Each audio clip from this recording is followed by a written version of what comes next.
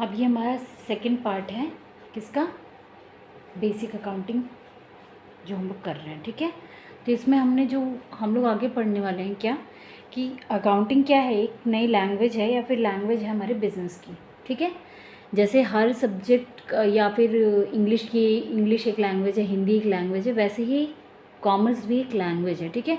और हर एक लैंग्वेज का वोकैब होता है, हर एक लैंग्वेज का कुछ जो है एबीसी होता है। वैसे ही अकाउंटिंग की जो एबीसी है वो क्या है, डेबिट और क्रेडिट है, ठीक है। इस डेबिट क्रेडिट पे ही बेस सारी इसकी लैंग्वेज है। तो सबसे पहली बात, लेकिन यहाँ पे एक डिफरेंस ये है कि सारे लैंग्वेज की तरह ए मतलब ए, बी मतलब बी, सी मतलब सी, प्लस मतलब प्लस, माइनस मतलब माइनस, यहाँ पे ऐसा नहीं है। यहाँ डेबिट और क्रेडिट का मतलब हमेशा प्लस माइनस नहीं होता, कुछ टर्म्स में वो प्लस होता है तो कुछ टर्म्स में वो माइनस होता है। तो फिलहाल हमें क्या समझने की ज़रूरत है, उन सारी टर्मिनोलॉजी को समझने की ज़रूरत है। और उन टर्मिनोलॉजी से भी समझने से पहले हमें समझने की ज़रूरत है कुछ बेसिक स्टेटमेंट्स को, ठीक है। जो अकाउंटिंग स्टेटमेंट्स हम बनाते हैं, जो हमारे सारा सारा जो पर्पस है इन सारे स्टेटमेंट, अकाउंटिंग प्रोसेस वगैरह जो भी है, हमें ये जानना है अल्टीमेटली हमें कितना प्रॉफिट हुआ, बस यही हमारा मेन पर्पस है। और उन आगे प्रॉफिट कमाने के लिए हमारे पास हमारे रिसोर्सेज या फिर हमारी जो है कैपिटल वगैरह बची है कि नहीं, पूंजी बची है कि नहीं, अगर नहीं तो हमको कितना और लगाने की ज़रूरत है, ठीक है। अल्टीमेटली हमारा मेन पर्पस यही है बिजनेस या अकाउंटिंग करने का या उस पूरे प्रोसेस से जाने का। तो जो हम दो चीज़ें जानने की बात कर रहे हैं वो दो चीज़ें कौन सी हैं, पहला तो हमारा है प्रॉफिट और लॉस, और दूसरा पोजीशन ऑफ बिजनेस, जिसको हम क्या कह सकते हैं, एसेट एंड लायबिलिटी की पोजीशन को,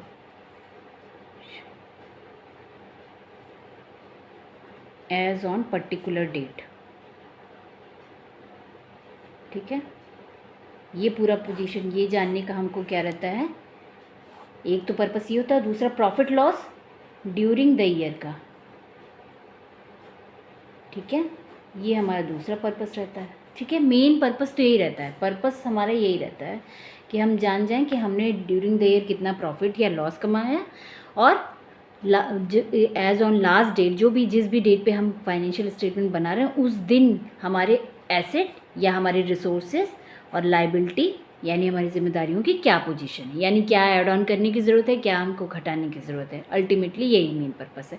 तो जब हमारा मेन पर्पस यही है तो हम ये जान लेते हैं कि प्रॉफिट लॉस में क्या चीज़ें करते हैं और एसेट लाइबिलिटी में क्या करते हैं। क्यों? क्योंकि प्रॉफिट लॉस और एसेट बैलेंस शीट ये दोनों हमारी किस स्टेज पे आती हैं, ये दोनों हमारी अकाउंटिंग स्टेज पे आती हैं। अकाउंटिंग में कौन से स्टेज पे, स्टेज नंबर इंटरप्रिटेशन से स्टार्ट होती हैं, ठीक है। इंटरप्रिटेशन से ये चीज़ें स्टार्ट होती हैं। इसके पहले तक हम क्या करते हैं, इसके पहले तक हमारा क्या चल रहा होता है, समराइजेशन, क्लासिफिकेशन, रिकॉर्डिंग और वो आइडेंटिफिकेशन, रिकॉर्डिंग, फिर उसके बाद क्लासिफिकेशन एंड समराइजेशन। ये चार चीज़ें तो हमारी बुक कीपिंग में आती हैं। और ये चार चीज़ें जो होती हैं वो कायदे से देखा जाए तो सब पहले स्टेज से ही रिलेटेड होती हैं, यानी जहाँ से हमने बिज़नेस किया तो हमने क्या क्या बिज़नेस ट्रांजैक्शंस किए, उनको आइडेंटिफाई करना, फिर उनको रिकॉर्ड करना, फिर रिकॉर्ड करने के बाद उनको एक एक अकाउंट्स में बना देना, ठीक है। अकाउंट्स में बना के उनको हम क्या कर देते हैं, अकाउंट्स में बना के उनको क्लासीफाई कर देते हैं, और क्लासिफिकेशन के बाद क्या कर देते हैं, उनको लेजर में डाल के देख लेते हैं।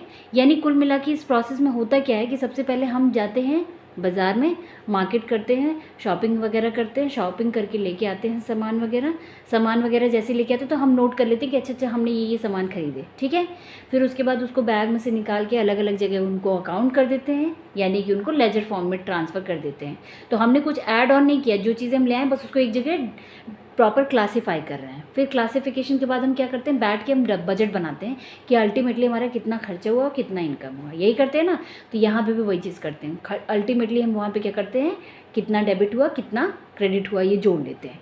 इस प्रोसेस से यानी आइडेंटिफिकेशन से लेके जो हमारा समराइजेशन तक का प्रोसेस, उसमें हम कुछ नया नहीं करते, एक ही चीज़ को हम 10 तरीके से अलग अलग तरीके से लिखते रहते हैं, बस यही काम करते हैं। लेकिन जब हमारे जो समराइजेशन के बाद हमारा जो प्रोसेस स्टार्ट होता है वो क्या होता है, वो हमारा स्टार्ट होता है इंटरप्रिटेशन या अकाउंटिंग का प्रोसेस, ठीक है। समराइजेशन या इंटरप्रिटेशन के प्रोसेस से हमारा जो अकाउंटिंग स्टार्ट होता है, वहाँ पे हम क्या करते हैं, अब हम वहाँ पे एनालिसिस करना स्टार्ट करते हैं कि हमने जितना ट्रांजैक्शन किया उसमें हमें कितना प्रॉफिट हुआ, कितना लॉस हुआ, क्या हमारी पोजीशन बनती है बिज़नेस की एज ऑन पर्टिकुलर डेट पे, ठीक है। तो अब हम समझ लेते हैं कि इस प्रॉफिट एंड लॉस में हमारा बेसिकली क्या होता है, इनकम और एक्सपेंसेस, ठीक है। और अल्टीमेटली अगर हमारी इनकम एक्सपेंस से ज़्यादा हो जाती है तो हमारे पास क्या हो जाता है, प्रॉफिट हो जाता है, ठीक है। अगर हमारी इनकम जो है एक्सपेंस से ज़्यादा हो जाती है तो हमारा प्रॉफिट हो जाता है, और अगर एक्सपेंसेस हमारी इनकम से ज़्यादा हो जाती हैं तो हमें क्या हो जाता है, लॉस हो जाता है, ठीक। ये हो जाती है प्रॉफिट लॉस स्टेटमेंट। और फिर आ जाते हैं बैलेंस शीट में। इसको हम क्या कहते हैं, प्रॉफिट लॉस स्टेटमेंट, और इसको हम कहते हैं बैलेंस शीट। बैलेंस शीट में क्या होता है, बैलेंस शीट में हमारे पास 3 चीज़ें होती हैं, ठीक। यहाँ पे तो हमारे पास 2 चीज़ होती हैं, यहाँ हमारे पास 3 चीज़ होती हैं। क्या क्या, capital and liability plus asset, ठीक है। तो सबसे पहले हम बैलेंस शीट बना ही लेते हैं। बैलेंस शीट सिंपल फिलहाल टी फॉर्म में बनाएंगे हम लोग, उसके बाद हम पूरा उसका स्टेटमेंट देखेंगे, ठीक है। ये हमारे अमाउंट का सेक्शन होगा हमेशा, ये हमारा हमेशा असेट साइड होगा, और ये होगी लाइबिलिटीज़। लाइबिलिटीज़ में 2 चीज़ें आती हैं, ठीक है। पहला आता है कैपिटल और दूसरा आता है अदर लाइबिलिटीज़। अदर लाइबिलिटीज़ में भी 2 सेक्शन होते हैं। पहला लॉन्ग टर्म में जैसे बोरोइंग्स आ गए, लॉन्ग टर्म बोरोइंग्स वगैरह बैंक वगैरह से ले रखा है उसमें, तो वो लाइबिलिटीज़ होती है ना, हमारी जिम्मेदारी होती हैं। फिर उसके बाद दूसरा आता है short term borrowings, short term या फिर करंट लाइबिलिटीज़, ठीक है। इसमें क्या आता है, जैसे कि क्रेडिटर्स वगैरह आते हैं। अभी हम इन सारे टर्म्स को पढ़ेंगे, ठीक है। क्रेडिटर्स हो गए, बिल्स पेबल हो गए,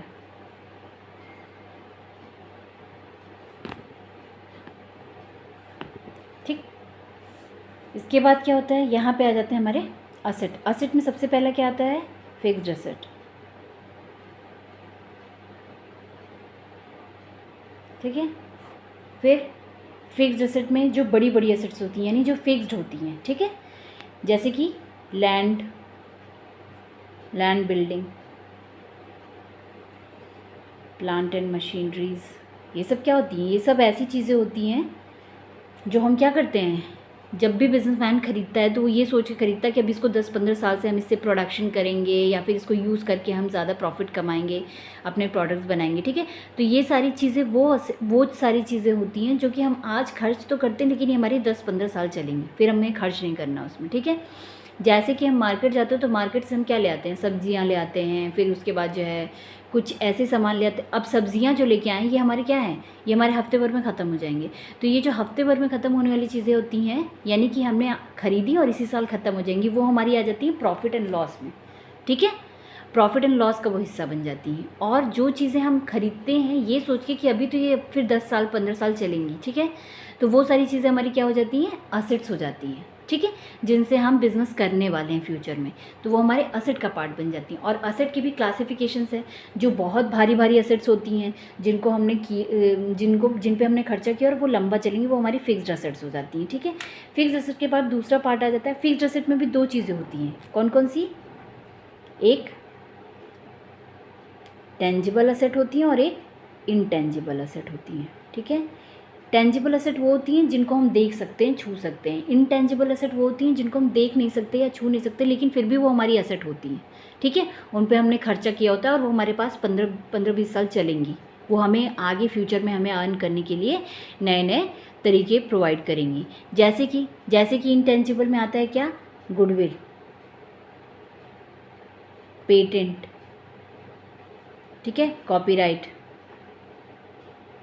ये सब चीज़ें क्या हैं, ये सब चीज़ें वो हैं जैसे कि जो हमें राइट तो जैसे कि हमने गुडविल है, गुडविल क्या है, गुडविल जैसे रिलायंस वगैरह हो गया या फिर अडानी हो गया या फिर जो है क्या नाम है टाटा हो गया, ये सब क्या है, ये सब इन सबों का जो प्रोडक्ट हम खरीदने जाते हैं तो हम ये सोचते हैं अरे भैया रिलायंस का है, अच्छा ही होगा, थोड़ा महंगा है तो क्या हुआ, ठीक है, या फिर टाटा की कार है तो अच्छी होगी, महंगी है तो क्या हो गया। तो हम उसके लिए थोड़ा ज़्यादा ही पे करके चले आते हैं। वो हम किस नाम पे करके आते हैं ज़्यादा? गुडविल के नाम पे। तो उनकी गुडविल इतनी अच्छी है मार्केट में, उनकी रेपुटेशन इतनी अच्छी है कि उनकी चीज़ें बिक रही हैं अच्छी खासी, तो ये उनके लिए एक असेट होगी कि नहीं होगी, लेकिन ये असेट उनको दिखती नहीं है, ठीक है।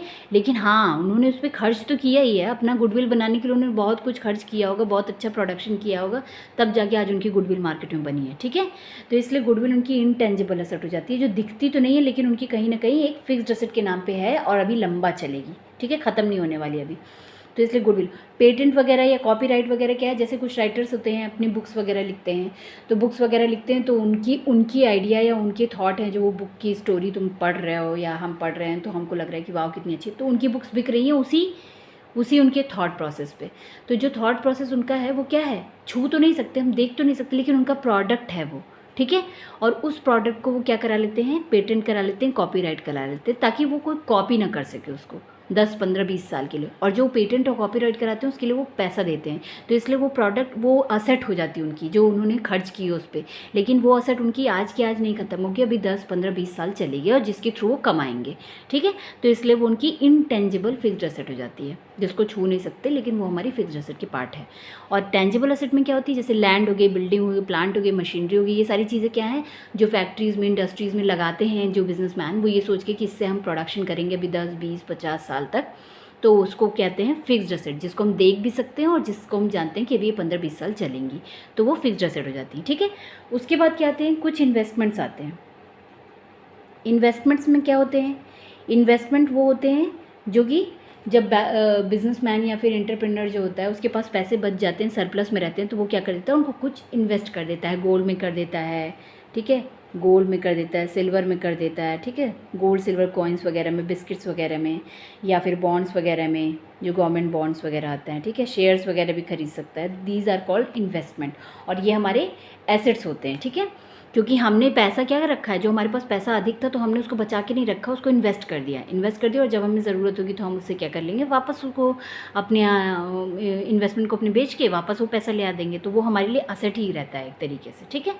असेट वो सारी चीज़ें होती हैं जो हमारे लिए पावर हमें देती हैं, रिसोर्सेज हमें देती हैं, जिनके थ्रू हम बिज़नेस करते हैं, ठीक है, जिनके थ्रू हम बिज़नेस करते हैं, तो वो हमारे लिए 15-20 साल तक चलती हैं असेट के फॉर्म में।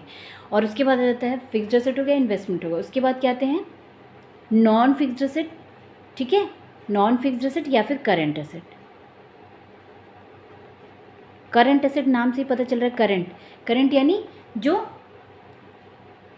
1 साल के अंदर अंदर ख़त्म हो जाएगी, उसको कहते हैं करंट असेट, ठीक है, 1 साल के अंदर अंदर ख़त्म हो जाती है, उनको कहते हैं करंट असेट। करंट असेट में सबसे पहले आता है हमारे पास cash and bank, cash in hand and bank balance, ठीक है। कैश इन हैंड, जो हमारे पास कैश होगा वो हमारा करंट एसेट है, क्योंकि कैश हमारी एक पावर ही तो है, रिसोर्स ही तो हुआ जिसके थ्रू हम बिजनेस कर रहे हैं, और जो भी हमारे हाथ में है वो कैश इन हैंड हो जाता है। इसके अलावा जो हमारे बैंक बैलेंस हैं वो भी हमारे करंट एसेट होते हैं, क्योंकि वो हम चाहें तो वो साल भर में के अंदर ही ख़त्म कर सकते हैं, बचाना चाहें तो बचा ही सकते हैं, लेकिन बिज़नेस करने के लिए, बचाने के लिए नहीं बैठा है, वो बिज़नेस करने के लिए बैठा है, ठीक है। उसके बाद क्या आता है, इसके बाद आता है जैसे कि हमारे क्या हो गए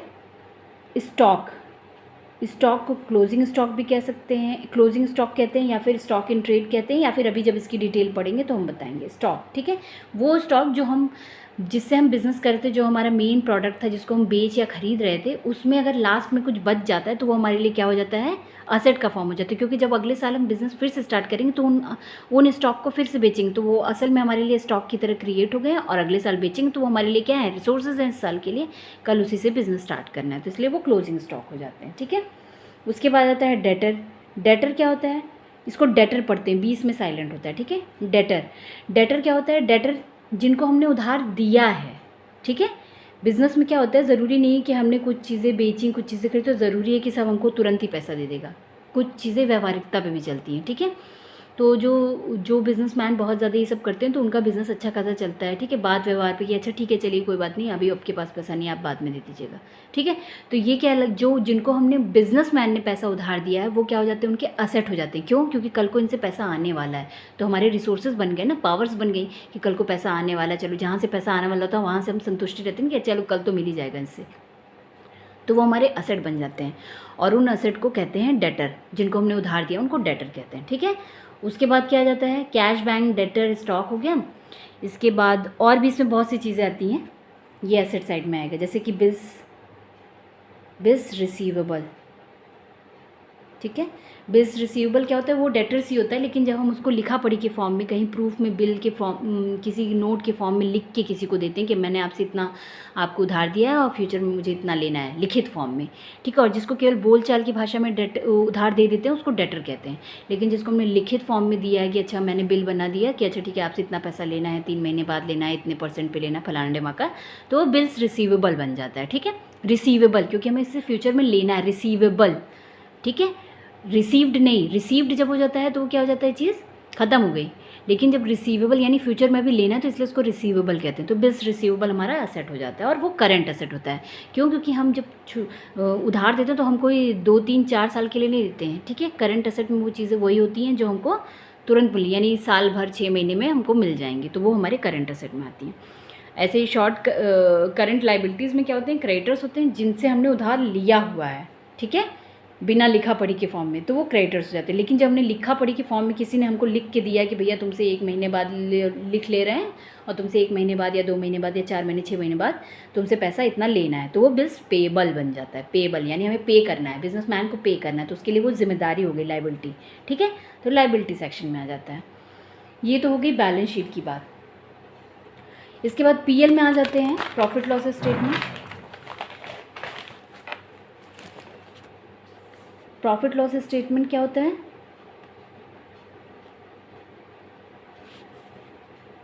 हमेशा ड्यूरिंग द ईयर के लिए बनता है। ड्यूरिंग द ईयर मतलब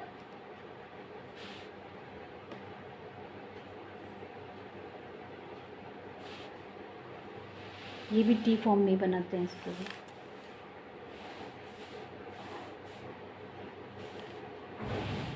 ठीक है।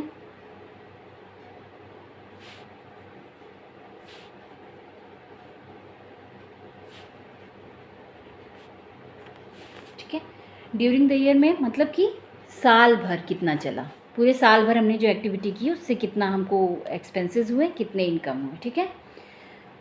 तो अब इसमें क्या आता है, सबसे पहले ये जो साइड होता है इसका, ये इसका डेबिट साइड होता है और ये इसका क्रेडिट साइड होता है। और यहाँ पे डेबिट और क्रेडिट का मतलब क्या होता है, डेबिट मतलब यहाँ पे होते हैं एक्सपेंसेस और लॉसेस, और यहाँ पे क्रेडिट का मतलब क्या होता है, इनकम एंड प्रॉफिट, ठीक है। ये चीज़ होती है। तो यहाँ पे और यहाँ पे जब भी हम पढ़ेंगे अकाउंट्स में तो हमें पढ़ना है डेबिट और क्रेडिट हर चीज़ में अलग अलग होती है। इन सारे रूल्स को हमें याद करना पड़ेगा, जब हम रूल्स पढ़ेंगे तो वहाँ बताएंगे। फिलहाल यहाँ पे डेबिट का मतलब क्या होता है, एक्सपेंसेस और लॉसेस, और क्रेडिट का मतलब क्या होता है, इनकम और प्रॉफिट। हमेशा डेबिट इसी साइड रहेगी और क्रेडिट इस साइड रहेगी, ठीक। ये हर स्टेटमेंट में रहेगा। अब आ जाते हैं डेबिट, जो हमारी इनकम है। इनकम हमारी क्या क्या चीज़ें होती हैं, सॉरी एक्सपेंसेस हमारी क्या क्या चीज़ें होती हैं, जो भी हमने परचेजेस किए, ठीक है, परचेजेस हमारे होंगे। इसके बाद क्या होगा, और सेल्स हमारी हमेशा इनकम होगी, ठीक, परचेज सेल्स। इसके बाद मेजर चीज़ें बताते हैं। और पीएल में हम तुमको बता रहे हैं कि पीएल वो चीज़ें होती हैं जो हमने आज ही खरीदी, मतलब इसी साल खरीदी और इसी साल ख़त्म हो जाएंगी। जैसे कि हम जाते हैं सब्ज़ियाँ वगैरह ले आने, तो सब्ज़ियाँ वगैरह हमारी क्या है, 1 हफ्ते में ख़त्म हो जाएंगी, लेकिन वो हमको क्या है, वो हमको खाना बहुत ज़रूरी है, वो करना हमें बहुत ज़रूरी है बिज़नेस के लिए, ठीक है।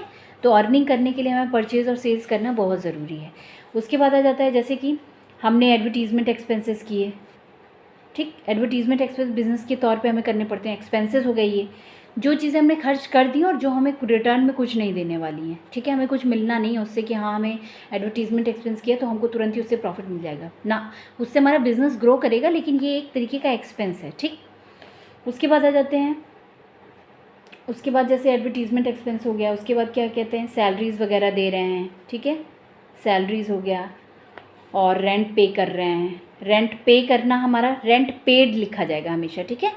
और वही रेंट रिसीव्ड जब होगा तो ये हमारी क्या हो जाएगी, इनकम हो जाएगी। ऐसे कमीशन पेड और कमीशन रिसीव्ड, ठीक है। कमीशन रिसीव्ड होगा तो हमारी इनकम हो जाएगी, कमीशन पे होगा तो हमारी क्या हो जाएगी, एक्सपेंसेस हो जाएंगे। इस तरीके से जो एक्सपेंसेस वगैरह हो रहे हैं, जब एक्सपेंसेस का हम टोटल करेंगे और जब हम इनकम का टोटल करेंगे तो हमारी इनकम अगर एक्सीड करती है एक्सपेंसेस तो हमें प्रॉफिट हो जाएगा। ठीक है, प्रॉफिट हमारे यहाँ आ जाएगा और टोटल हमारा पीएल बन जाएगा। और वही अगर हमारा एक्सपेंसेस अधिक हो जाता है तो हमें लॉस हो जाएगा। ठीक है, यहाँ आ जाएगा। ये हो जाती है मेरी पीएल। तो ये तो हम मोटा मोटी बताए हैं, आगे हम लोग डिटेल में इसको पढ़ेंगे और अच्छे से पढ़ेंगे। लेकिन हम ये बता क्यों रहे थे, हम ये इसलिए बता रहे थे ताकि हमको जो टर्मिनोलॉजीज़ पढ़नी है बेसिक अकाउंटिंग में वो हमें समझ में आए, क्योंकि हमें ये स्टेटमेंट जानना बहुत ज़रूरी है उसके लिए। अब आ जाते हैं टर्मिनोलॉजी पे। ठीक है, टर्मिनोलॉजी में हमारा सबसे पहला जो टर्म है वो क्या है, ट्रांजैक्शंस वगैरह तो हम बता ही चुके हैं कि बिजनेस ट्रांजैक्शंस क्या हैं। ठीक है, अकाउंट्स क्या है।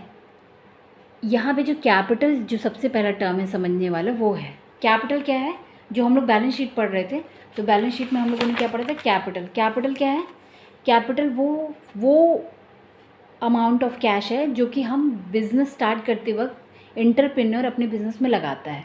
ठीक है, अपने बिज़नेस में लगाता है ये सोच के कि कल को मुझे इससे प्रॉफिट होगा और इस पूंजी को हम और बढ़ाएंगे।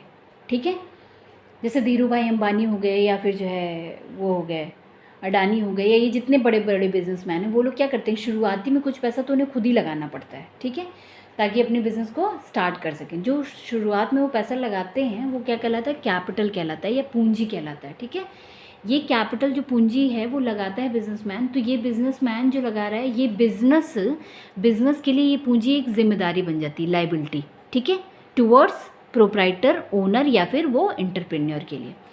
तो हमेशा हम लोग बिज़नेस बीएसटी में पढ़ा होगा आप लोगों ने कि क्या है, बिज़नेस और बिजनेसमैन ये दोनों सेपरेट लीगल एंटिटी है। ठीक है, ये दोनों अलग अलग हैं और बिज़नेस का एक सेपरेट लीगल एंटिटी होता है, वो भी एक अस्तित्व रखता है, आर्टिफिशियल पर्सन होता है वो। ठीक है, तो इसीलिए जो कैपिटल होता है एक तरीके से लाइबिलिटी हो जाता है बिज़नेस के लिए। ठीक है, क्योंकि इसे दूसरे पर्सन ने यानी कि एंटरप्रेन्योर ने बिज़नेस को दिया है बिज़नेस करने के लिए। ठीक है, समझ में आ रही बात। तो इसीलिए कैपिटल हमेशा लाइबिलिटी सेक्शन में जाता है। और कैपिटल क्या होता है, पूंजी होता है, पूंजी जिसके थ्रू हम बिज़नेस करने जा रहे हैं। तो जब हम बिज़नेस पूंजी इंट्रोड्यूस करते हैं बिज़नेस में तो उसको रखे नहीं रहते हैं, उससे हम कुछ चीज़ें खरीदते हैं। जो चीज़ें खरीदते हैं वो क्या हो जाती हैं, हमारी असेट बनने लगती हैं। तो या तो अगर हमने कैपिटल ले आया है तो उससे अभी कुछ नहीं खरीदें तो वो हमारे कैश फॉर्म में तो हमारे पास होगा ही। ठीक है, तो वो हमारा कैश फॉर्म में जब होगा तो वो करंट एसेट में रहेगा। फिर इसी कैश फॉर्म से हम क्या क्या चीज़ें खरीदते हैं, जैसे बिज़नेस स्टार्ट करने के लिए हमें प्रोडक्ट वगैरह बनाना है या इंडस्ट्री लगाना है तो हम बिल्डिंग खरीदते हैं, लैंड खरीदते हैं, प्लांट वगैरह खरीदते हैं। प्लांट मतलब वही मशीनरीज, बड़ी बड़ी मशीनरीज को प्लांट वगैरह कहते हैं। ठीक है, मशीनरी हो गई, प्लांट हो गई, ये सारी चीज़ें सेट करते हैं इन्हीं कैपिटल से।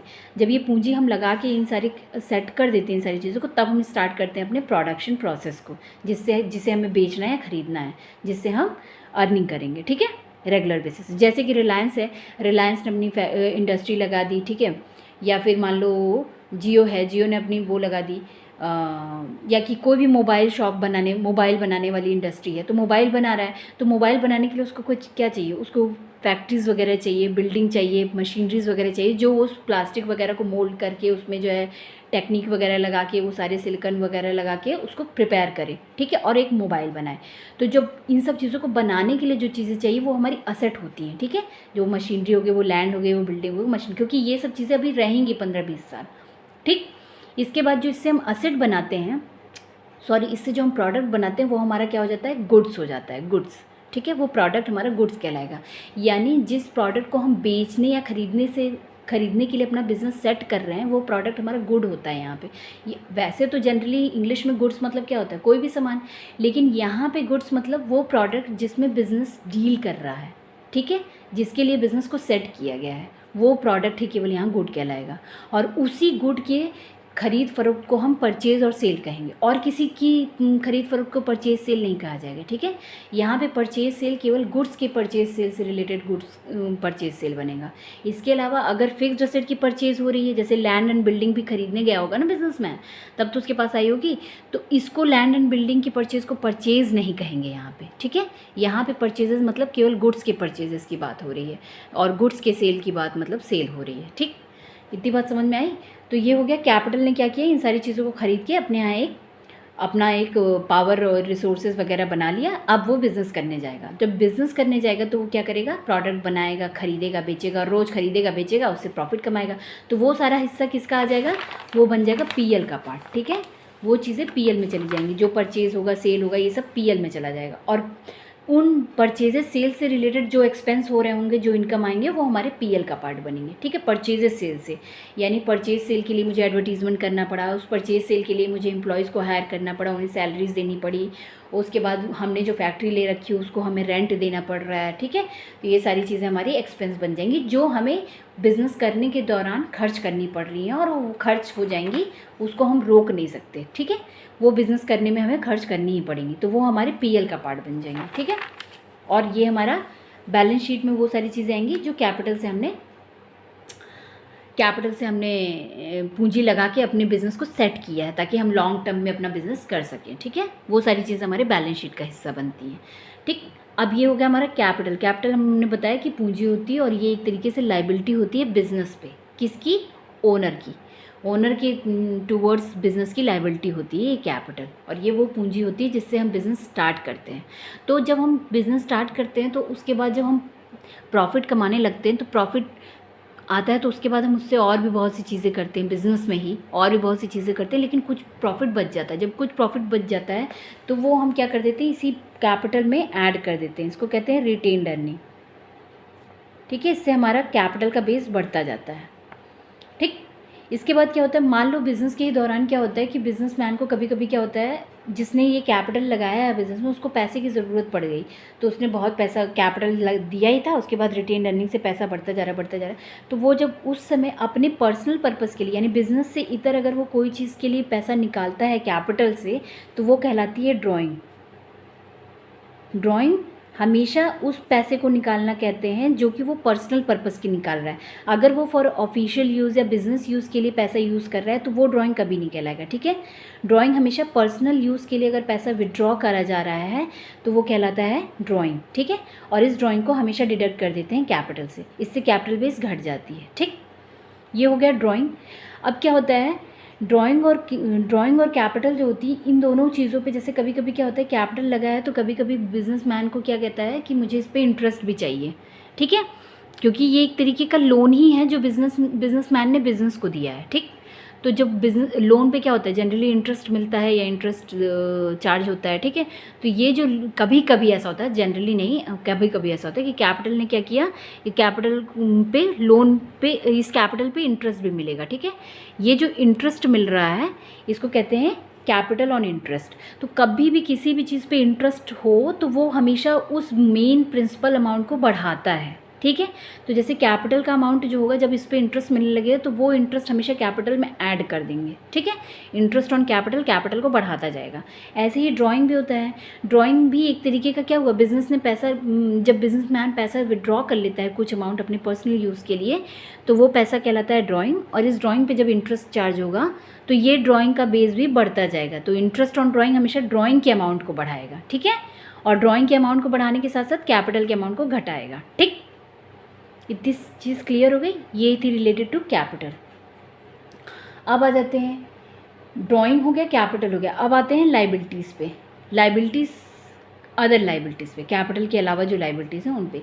लाइबिलिटीज़ यानी जो हमारी जिम्मेदारियां हैं। ठीक है, जिम्मेदारियों में जैसे कि जिम्मेदारियां हमेशा ऐसी होती हैं जो लॉन्ग टर्म होती हैं। ये नहीं कि एक्सपेंस और लाइबिलिटी में ये डिफरेंस होता है कि एक्सपेंस हमारा इसी साल अकर होगा और इसी साल ख़त्म हो जाएगा।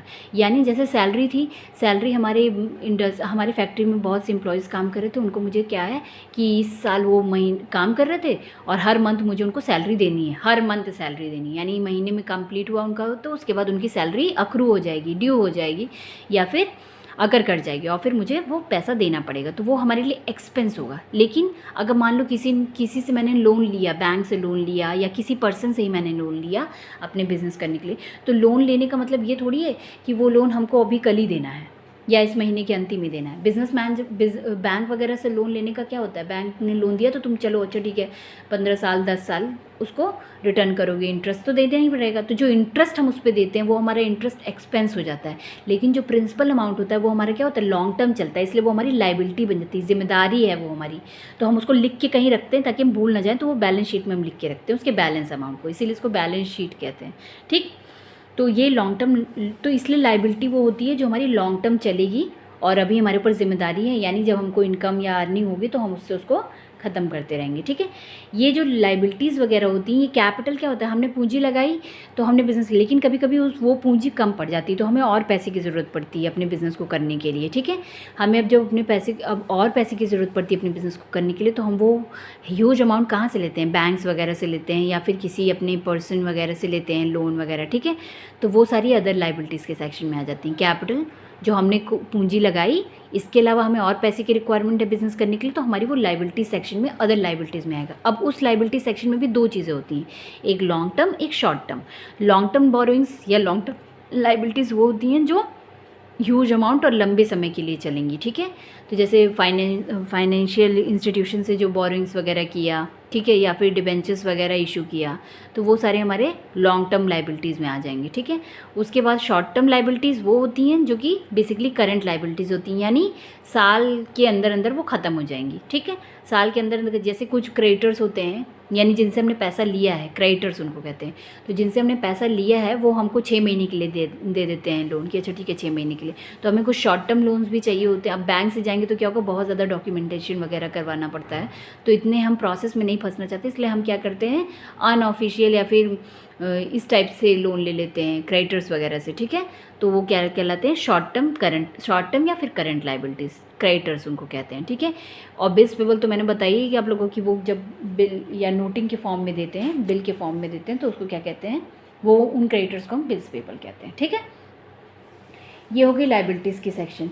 अब उसके बाद आते हैं असेट्स में। असेट्स में टाइप्स ऑफ असेट मैंने बता ही दिया कि फिक्स्ड असेट होते हैं, फिक्स्ड असेट में भी टेंजिबल या इंटेंजिबल होते हैं, जिनको हम छू सकते हैं या नहीं छू सकते हैं। ठीक है, ये सारी चीज़ें हो गई। Expenditure, expenses, income, profit, gain. ठीक है, एक्सपेंडिचर वगैरह भी मैंने बताया कि एक्सपेंडिचर या एक्सपेंसेस वो सारी चीज़ें होती हैं जो क्या होती हैं, जो हमें ड्यूरिंग द ईयर खर्च करने पड़ते हैं, और उसके बाद क्या होता है, हम अपना बिजनेस कर सकते हैं उसके थ्रू। ठीक है, अपने परचेजेस या सेल्स या अपने गुड्स को बेचने खरीदने के लिए हमें कुछ रिक्वायर्ड जो इनकम एक्सपेंसेस होते हैं वो करने पड़ते हैं, तो वो हमारे क्या कहलाते हैं, एक्सपेंसेस कहलाते हैं। और इनकम उनके थ्रू जो हम बिज़नेस प्रोसेस में, जिस बिज़नेस प्रोसेस में डील कर रहे हैं उसके उस दौरान हमें जो इनकम होती है या उससे हमें जो प्रॉफिट कमाते हैं, जैसे सेल्स करेंगे, जब भी हमने कोई प्रोडक्शन किया तो ऑब्वियसली उसका सेल करेंगे, तभी तो हम बिज़नेस ही करने बैठे हैं ना, तो जब हम सेल्स करेंगे तो उससे हमें इनकम आएगी, वो हमारी इनकम हो जाती है। ठीक है, अब ये surplus of income over expenses ही हमारा क्या कहलाता है, प्रॉफिट कहलाता है। लेकिन what is the difference between profit and gain? Gain या प्रॉफिट वो चीज़ें होती हैं जो हम पहले से ही मतलब असरटेन कर सकते हैं कि अच्छा इतना प्रॉफिट होगा, लेकिन गेन वो चीज़ होती हैं जिनको हम, जो प्री डिटरमाइंड नहीं होती हैं और हमारे पास सडन आती हैं, तो वो हमारी गेन होती हैं। ठीक है, यही डिफरेंस है प्रॉफिट और गेन में। प्रॉफिट हमें पहले से कुछ ना कुछ हम अंदाज़ा लगा सकते हैं कि अच्छा इतना प्रॉफिट होगा, लेकिन गेन जैसे कि हमने क्या किया, हमने लैंड खरीदी थी 10 लाख में और 10-20 साल बाद हम उसको बेचने गए तो हमें 60 लाख का प्रॉफिट हुआ, तो इसे प्रॉफिट नहीं कहेंगे, इसे गेन कहेंगे। ठीक है, ये हमारी ह्यूज अमाउंट, हमने एक्सपेक्ट भी नहीं किया था कि अच्छा इतना प्रॉफिट बढ़ जाएगा 1 साल में या 10 साल में। ठीक है, तो वो हमारी गेन कहलाती हैं। या फिर जो हम शेयर मार्केट में जो डील करते हैं वो सब क्या कहलाते हैं, वो सब गेन कहलाते हैं, वो सब प्रॉफिट नहीं कहलाते हैं। ठीक है, उसके बाद परचेजेस और सेल्स। परचेजेस और सेल्स से पहले हमें जानना है गुड्स क्या होती हैं। ठीक है, गुड्स मैंने बताया है कि जो भी बिजनेसमैन डील कर रहा होता है, जिस प्रोडक्ट में डील कर रहा होता है, जिसको वो बेच रहा है, खरीद रहा है, मेन प्रोडक्ट उसका क्या कहलाता है, गुड कहलाता है। ठीक है, गुड्स कहते हैं। जैसे कि मान लो वो फर्नीचर वाला है, तो फर्नीचर वो बनाना उसका काम है, तो वो अगर सोफ़े बना रहा है या रैक्स वगैरह बना रहा है या फिर आजकल जो है वो बन रहे हैं कबर्ड्स वगैरह बन रहे हैं, तो ये सारी चीज़ें क्या हैं, ये सब फर्नीचर से रिलेटेड। और जब ये इनको बना के बेचता है तो वो उसके लिए गुड हो जाती हैं, और जब इस गुड को बेचेगा तो वो उसकी परचेजेस और सेल्स बन जाएंगी। ठीक है, इस गुड से रिलेटेड रॉ मटेरियल्स खरीदेगा तो वो परचेजेस हो जाएंगी, इस गुड से रिलेटेड जब सेल्स करेगा तो वो सेल हो जाएंगी। ठीक है, लेकिन अगर मान लो कोई नॉर्मल पर्सन है, अपना ऑफिस चला रहा है और उसकी मोबाइल की शॉप है, लेकिन वो अगर सोफ़ा ख़रीदता है, ठीक है, या फिर कबर्ड्स ख़रीदता है अपने ऑफिस में लगाने के लिए, तो वो फर्नीचर उसके लिए गुड ना हो के क्या बन जाएंगी, फर्नीचर बन जाएंगी और उसके असेट में आ जाएंगी। क्यों? क्योंकि उसने उस सोफ़ा को ख़रीदा है, बेचने के लिए नहीं ख़रीदा है, ठीक है। तो इसका मतलब जब भी गुड्स रीसेल पर्पस से बनाई जाए, ठीक है, पर्पस इनका क्या होगा, रीसेल का। जब भी पर्पस रीसेल का होगा तो वो हमारा प्रोडक्ट क्या हो जाएगा, गुड हो जाएगा, ठीक है। जब भी हमारा कोई भी प्रोडक्ट रीसेल पर्पस से ख़रीदा या बेचा जाएगा तो वो हमारा गुड बन जाएगा, और इस खरीदने और बेचने को क्या कहेंगे, परचेज और सेल कहेंगे। बट अगर कोई गुड्स है, वो उसका पर्पस क्या है, उसका पर्पस क्या है, होल्ड करना, ठीक है, इसका पर्पस होल्ड करना है। तो जब इसका पर्पस होल्ड करना है तो ये इसकी परचेज सेल कभी परचेज सेल नहीं बनेगी, ठीक है। इसकी परचेज सेल को हम क्या कहेंगे, परचेज सेल ना करके क्या कहेंगे, जिससे भी रिलेटेड वो गुड है। अगर वो मान लो बेसिकली असेट है तो असेट कहेंगे, और अगर लाइबिलिटी है तो लाइबिलिटी कहेंगे, ठीक है। इन दोनों में जाएगा वो, रादर देन परचेज सेल में जाने के, ठीक है। और गुड्स हमारा जो मेन प्रोडक्ट जिसमें वो बिजनेस क्या कर रहा है, बिजनेस डील कर रहा है, बिजनेसमैन डील कर रहा है।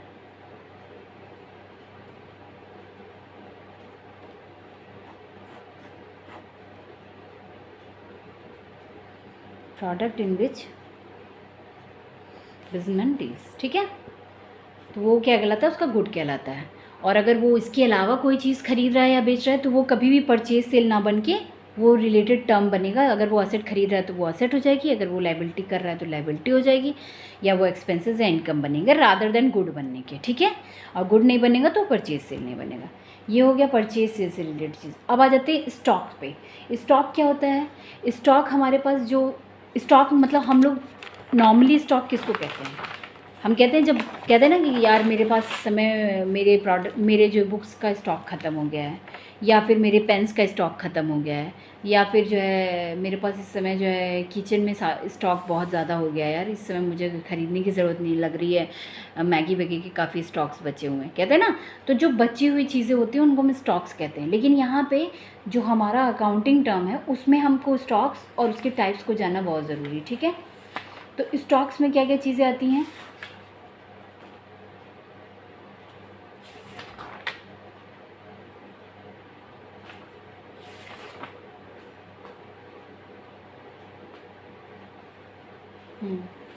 कुछ चीज़ें आप लोग में जो है स्टॉक्स और स्टॉक्स और in trade, stocks in trade, ठीक है। स्टॉक्स और स्टॉक इन ट्रेड। और दूसरी चीज़ क्या आता है, ये तो पहली बात होगी, दूसरी चीज़ आती है इन्वेंट्री, ठीक है। इन्वेंट्री हमेशा मैन्युफैक्चरर से रिलेटेड होता है, और स्टॉक हमेशा क्या होता है, स्टॉक तो नॉर्मल स्टॉक होता है जिसमें क्या होता है, हम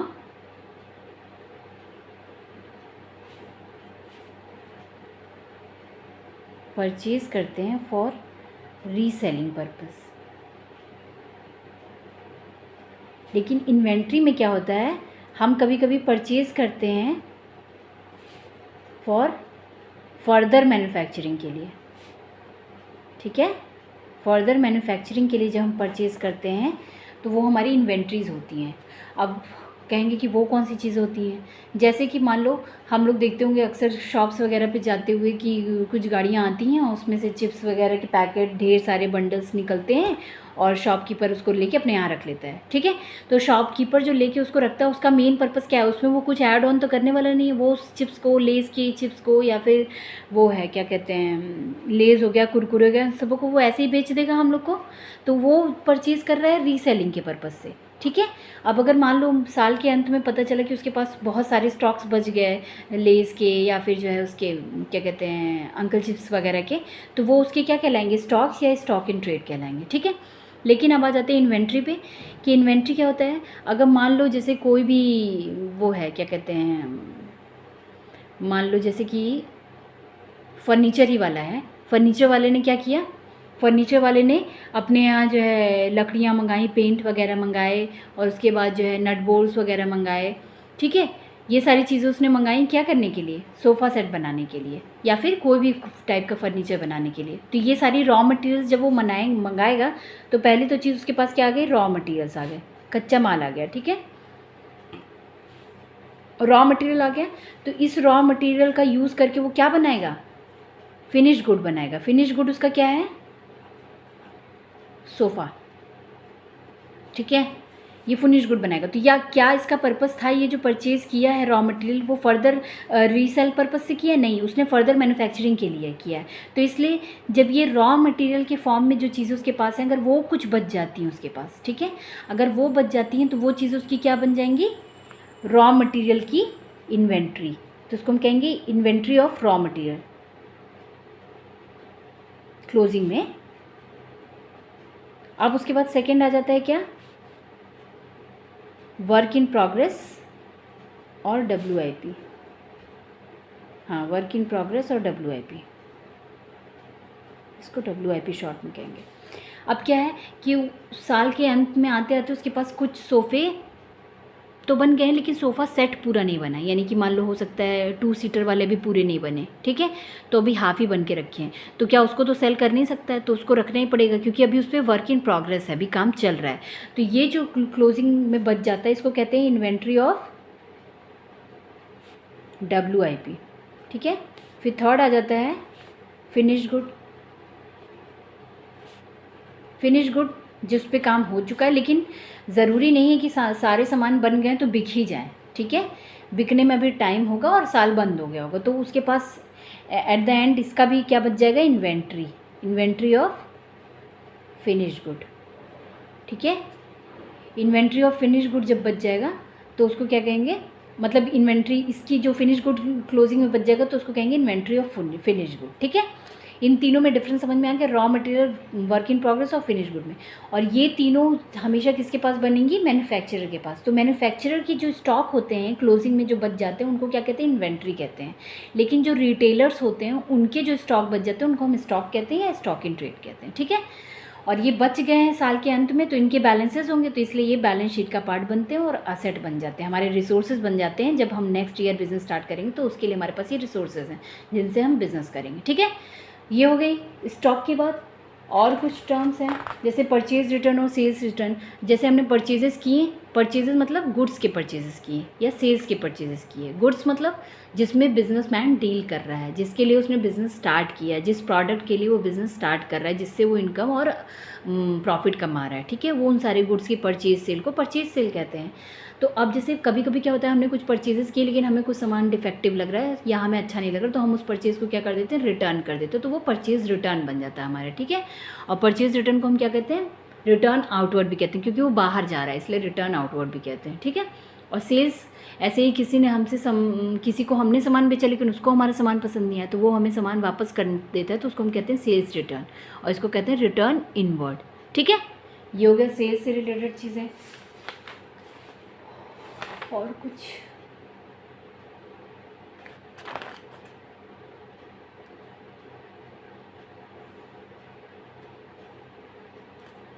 इसमें आ जाता है डिस्काउंट से रिलेटेड कुछ चीज़ें। डिस्काउंट में क्या होता है? जैसे छूट, ठीक है। लेकिन डिस्काउंट हमेशा जो है, हम अपने टर्म्स में बात नहीं करें, हम बिज़नेस के टर्म्स में बात करें तो बिज़नेस के लिए डिस्काउंट अलाउड होता है, डिस्काउंट रिसीव्ड होता है, ठीक है। डिस्काउंट अलाउड और डिस्काउंट रिसीव्ड में क्या, जब हमें डिस्काउंट मिला, ठीक है, जब हमें डिस्काउंट मिलेगा तो वो डिस्काउंट रिसीव्ड होगा और वो हमारे लिए इनकम होगा। हमें छूट मिल जाएगी। हमें छूट किस चीज़ में मिल सकती है? जैसे कि हम कोई सामान खरीद रहे हैं, परचेजेस कर रहे हैं, उस पर हमको कुछ कम दाम पे दे देता है कोई सामान, तो वो हमारे लिए डिस्काउंट रिसीव्ड हो गया, ठीक है। हमें 10,000 देना था लेकिन हमें वो कह रहा है अच्छा ठीक है चलो 9,000 ही रुपये दो, तो हमें 1,000 का डिस्काउंट रिसीव्ड हो गया, ठीक है। ये हमारी इनकम हो जाएगी। लेकिन अगर मान लो हम सेल्स कर रहे हैं और हम किसी को सामान बेच रहे हैं और हमें सामान बेचने के लिए कभी कभी प्रमोशन लगाना पड़ता है, डिस्काउंट देने पड़ते हैं, तो वो डिस्काउंट अलाउ हो जाता है और वो हमारे लिए या बिजनेसमैन के लिए एक एक्सपेंस होता है, डिस्काउंट अलाउड, ठीक है। अब ये डिस्काउंट भी दो तरीके के डिस्काउंट होते हैं, क्या? ट्रेड डिस्काउंट और कैश डिस्काउंट। ट्रेड डिस्काउंट और कैश डिस्काउंट में क्या डिफरेंस होता है? ट्रेड व्यापार के दौरान जब डिस्काउंट दिया जाता है यानी अभी जो मेन उसमें सेलिंग और परचेजेस नहीं हो रहे हैं, उसी दौरान जब मैन्युफैक्चरर से निकल के जा रहा है सामान, उसी वक्त अगर डिस्काउंट मिलता है या सेलर अभी प्राइस तय कर रहा है, उसके दौरान वो कहता है कि नहीं इसका 10,000 नहीं, आप 8,000 रखो, तो ये कहलाता है ट्रेड डिस्काउंट। लेकिन जब कस्टमर को सामान बेच रहा होता है, उस वक्त जब कस्टमर कहता है नहीं ये तो MRP बहुत ज़्यादा लग रही है, इसका थोड़ा सा प्राइस कम करी, तो वो कहलाता है क्या, कैश डिस्काउंट। ठीक है, प्रॉम्प्ट पेमेंट के दौरान जब डिस्काउंट दिया जाता है उसको कहते हैं कैश डिस्काउंट, और इसकी जनरल एंट्री होती है, ये जनरल एंट्री में दिखाया जाता है। लेकिन ट्रेड डिस्काउंट, क्योंकि अभी ट्रेड के दौरान, अभी बिज़नेस के दौरान आने से पहले ही ये डिस्काउंट मिलता है, इसलिए बिज़नेस से पहले जब डिस्काउंट मिल जाता है तो इसको जनरल एंट्री में नहीं दिखाया जाता है। ठीक है, ये होता है trade discount and cash discount. ठीक है, इसके बाद आ जाता है discount and rebate. What is the difference between discount and rebate? Discount भी छूट है, रिबेट भी छूट है, लेकिन डिस्काउंट में क्या होता है कि डिस्काउंट आप अपने सेल्स को बढ़ाने के लिए करते हो, ठीक है, लेकिन फैसिलिटेट कर। लेकिन रिबेट क्या होता है? रिबेट जब आपके प्रोडक्ट में कुछ गड़बड़ होती है और आप उसको बेचना चाहते हो या उसको क्लियर करना चाहते हो उस सेल को, तो उसके लिए आप कुछ पैसे कम करते हो, उसको कहते हैं रिबेट। ठीक है, कुछ प्रोडक्ट में कमी होने की वजह से छूट देना, उसको कहते हैं। जैसे साल के अंत में जब क्लियरेंस सेल आती है या ये सब आती है, तो उसमें क्या होता है, डिफेक्टिव भी रहता है, और पहले ही बता देते हैं कि इसमें डिफेक्टिव होगा, आपका दाम कम ही रहेगा, तो वो चीज़ होती है रिबेट। ठीक है, इसके बाद कुछ चीज़ें और होती हैं, जैसे कि बैड डेट। ठीक है, बैड डेट या इंसॉल्वेंट। बैड डेट क्या होता है? अगर जो हमने डेटर दिए, जो हमने उधार दिए हुए हैं, उनको हम डेटर कहते हैं, हम बता चुके हैं। तो जब उन डेटर्स में से हमें लगता है कि हो सकता है कुछ लोग नहीं देंगे, हमें कुछ संभावना बनती है कि कुछ बार बार टाल रहा है, कोई है कोई भी XYZ है, वो जो है बार बार टाल रहा है हमारे पेमेंट को, हमें दे नहीं रहा, तो हम ये अंदाज़ा लगा लेते हैं कि हो सकता है भी वो पेमेंट ना करे। वो हमारा क्या हो जाता है, डाउटफुल डेट हो जाता है। हमें डाउट होने लगता है कि अच्छा ये नहीं देगा, तो उसको हम डाउटफुल डेट कहते हैं। और उस डाउटफुल डेट में जब कंफर्म हो जाता है कि ये पर्सन नहीं देगा, या मान लो वो इंसॉल्वेंट हो गया, या फिर उसकी डेथ हो गई, या फिर वो भाग गया, उसको पकड़ पाना पॉसिबल नहीं है, वो इंडिया में नहीं है, जो भी चीज़ें हैं, तो जब हमें पैसे मिलने की कोई संभावना नहीं बचती, तो वो हमारा क्या हो जाता है, बैड डेट हो जाता है। वो उधार बैड हो जाता है, तो इसको कहते हैं बैड डेट। उसमें भी बी साइलेंट होता है, बैड डेट। ठीक है, ऐसे ही इंसॉल्वेंट यानी दिवालिया, यानी जब दिवालिया घोषित होना, मतलब जब किसी की स्थिति इतनी ख़राब हो जाए कि उसके जो एसेट हैं उसकी लाइबिलिटी से कम हो जाएं, ठीक है, उसकी जिम्मेदारियां उसके प्रॉपर्टीज से कम हो जाए, तो उनको हम इंसॉल्वेंट घोषित कर देते हैं। और हम नहीं करते, उसको प्रॉपर एक मतलब कि अथॉरिटी होती है, वो उसको इंसॉल्वेंट घोषित करती है। तो इंसॉल्वेंट मतलब जब आपके पास आपके जो पैसे हैं वो आपके पास आपकी ज़िम्मेदारियों से कम हो जाएं, आपकी प्रॉपर्टीज़ आपकी ज़िम्मेदारियों से कम हो जाएं, आपकी एसेट आपकी लाइबिलिटी से कम हो जाए, तो उसको हम कहते हैं इंसॉल्वेंट की स्थिति हो जाना। ठीक है, और सॉल्वेंट उसी का जस्ट ऑपोजिट होता है। ठीक,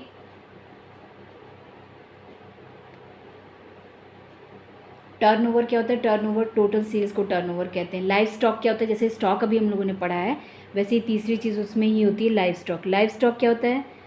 जो मान लो जिनका जैसे डेयरी का बिज़नेस हो गया, या फिर जो पोल्ट्री वगैरह का बिज़नेस कर रहे हैं, तो उन लोगों में क्या होता है, उनके स्टॉक्स कौन होंगे? उनके स्टॉक होंगे जैसे कि वो हो गए जो जानवर, उनके स्टॉक्स होंगे। तो जब जानवर उनके स्टॉक होते हैं, तो उन डोमेस्टिक एनिमल्स को क्या कहते हैं? लाइव स्टॉक कहते हैं। लास्ट में साल के अंत में बच गए तो उनको हम कहते हैं क्या? लाइव स्टॉक, क्योंकि वो जिंदा हैं, जिंदा स्टॉक्स को लाइव स्टॉक कहते हैं। ठीक है, उसके बाद और कुछ है? ये हो गए टर्मिनोलॉजी से रिलेटेड चैप्टर।